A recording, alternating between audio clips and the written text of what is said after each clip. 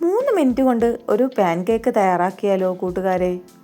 ചായ തിളയ്ക്കുന്ന സമയം മതി നമുക്ക് ഈ പാൻ കേക്ക് തയ്യാറാക്കാൻ. 3 മിനിറ്റ് കൊണ്ട് ചായക്കുള്ള കടിയപ്പോൾ വീട്ടിൽ തന്നെ റെഡിയാക്കിയെടുക്കാം. വീട്ടിലുള്ള കുറച്ച് സാധനങ്ങൾ കൊണ്ട് തന്നെ ഈ ഒരു പാൻ കേക്ക് നമുക്ക് തയ്യാറാക്കാം. പക്ഷേ ഈ പാൻ കേക്ക് തയ്യാറാക്കുമ്പോൾ കുറച്ച് കാര്യങ്ങൾ ശ്രദ്ധിക്കണം കേട്ടോ കൂട്ടുകാരെ. അപ്പോൾ അതെന്തൊക്കെയാണെന്ന് അറിയാൻ വീഡിയോ സ്കിപ്പ് ചെയ്യാതെ കണ്ടോളൂ. ആദ്യം തന്നെ ശ്രദ്ധിക്കേണ്ട ഒരു കാര്യം, പാൻ കേക്ക് തയ്യാറാക്കാനായി എടുക്കുന്ന മുട്ട റൂം ടെമ്പറേച്ചറിലുള്ളതായിരിക്കണം. 2 മുട്ടയാണ് പാൻ കേക്ക് തയ്യാറാക്കാനായിട്ട് എടുത്തിരിക്കുന്നത്. മുട്ട പൊട്ടിച്ച് ഒരു ബൗളിലേക്ക് മാറ്റുക. ഇനി ഒരു പോർക്കോ വിസ്കോ ഉപയോഗിച്ച് നന്നായിട്ടൊന്ന് ബ്ലെൻഡ് ചെയ്ത് കൊടുക്കുക. മുട്ട ഒന്ന് നന്നായിട്ട് യോജിപ്പിച്ചെടുത്ത് കഴിഞ്ഞാൽ അതിലേക്ക് അടുത്ത സാധനം ഇടാവുന്നതാണ്. ഇനി അതിലേക്ക് 3 സ്പൂൺ പഞ്ചസാര പൊടിച്ചതാണ് ചേർക്കുന്നത്. പൊടിച്ച പഞ്ചസാര വേണം കേട്ടോ ഇതിനായിട്ട് എടുക്കാനായിട്ട്, പെട്ടെന്ന് മെൽറ്റാവാനും ഇളക്കി യോജിപ്പിക്കാനും അതാണ് ഉത്തമം. മുട്ടയും പഞ്ചസാരയും നന്നായി ഒന്ന് ഇളക്കി വെച്ചു എന്ന് മനസ്സിലായാൽ അടുത്തതായിട്ട് ഇനി മൈദയാണ് ചേർക്കേണ്ടത്. ഈ ഒരു സമയത്ത് നിങ്ങൾ പ്രത്യേകം ശ്രദ്ധിക്കണം, എടുത്തു വെച്ചിരിക്കുന്ന മൈദ ഒന്നോടെ ഈ ഒരു മുട്ടയിലേക്ക് ഇടാൻ പാടില്ല. കുറേശ്ശെ ചേർത്ത് ഇളക്കി യോജിപ്പിച്ച ശേഷം മാത്രം ബാക്കിയുള്ളത് ഇട്ട് കൊടുക്കുക.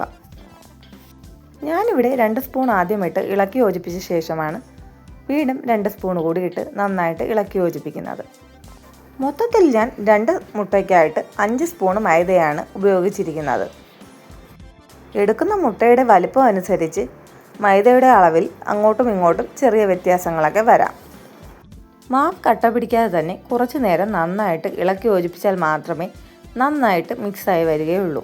മാവ് നന്നായി ഒന്ന് മിക്സായി കഴിയുമ്പോഴേക്കും ലാസ്റ്റ് ഇൻഗ്രീഡിയൻ്റ് ആയിട്ട് നമുക്കതിലേക്ക് കുറച്ച് വാനില എസൻസ് കൂടി ചേർക്കാവുന്നതാണ്. മുട്ടയുടെ ചെറിയ മണം മാറി കിട്ടുന്നതിനായിട്ടാണ് വാനില എസൻസ് ചേർക്കുന്നത്.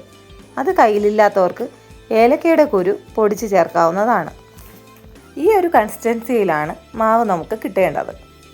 ഒരു പിഞ്ച് സോഡാപ്പൊടിയോ ബേക്കിംഗ് സോഡയോ വേണമെന്നുള്ളവർക്ക് ചേർക്കാവുന്നതാണ് കേട്ടോ. ഞാനിവിടെ ചേർത്തിട്ടില്ല.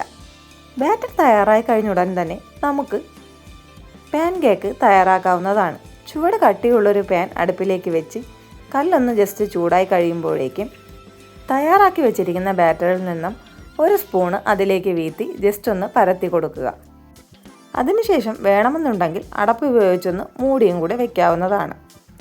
പെട്ടെന്ന് തന്നെ അടുത്ത് തിരിച്ചിട്ട് കൊടുക്കുക.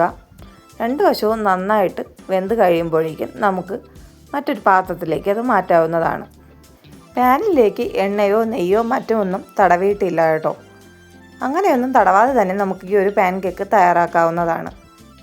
ബാക്കിയുള്ള മാവ് കൂടി ഉപയോഗിച്ച് ചെറിയ ചെറിയ പാൻ കേക്കുകൾ തയ്യാറാക്കി എടുത്തിട്ടുണ്ട്. ഇനി ഈ പാൻ കേക്കുകൾ കഴിക്കുമ്പോഴത്തേക്കും നമുക്കൊരു കാര്യം കൂടി ഇതിലേക്ക് ചേർക്കേണ്ടതുണ്ട്. പാൻ കേക്കിൻ്റെ ചൂട് ഏകദേശം നന്നായി മാറിയ ശേഷം മാത്രമാണ് ഈ ഒരു സാധനം നമുക്കിതിൽ ചേർക്കാൻ പാടുള്ളൂ. ഈ ഒരു പാൻ കേക്കിനെ രുചി കൂട്ടുന്നതിനായിട്ട് കുറച്ച് ഹണിയാണ് നമ്മളിതിലേക്ക് ചേർക്കുന്നത്. ചൂടുള്ള ആഹാരത്തിലേക്ക് തേൻ ചേർത്ത് കഴിച്ചുകൂടാ. അതുകൊണ്ടാണ് ഇതൊന്ന് തണുത്ത ശേഷം മാത്രം തേൻ ചേർക്കാൻ പറയുന്നത്.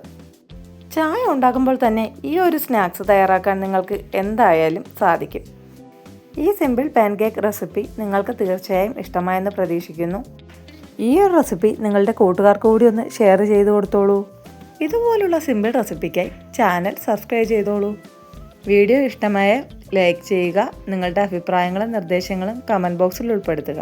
പുതിയ വീഡിയോയ്ക്കായി കാത്തിരിക്കുക. Thank you for watching guys.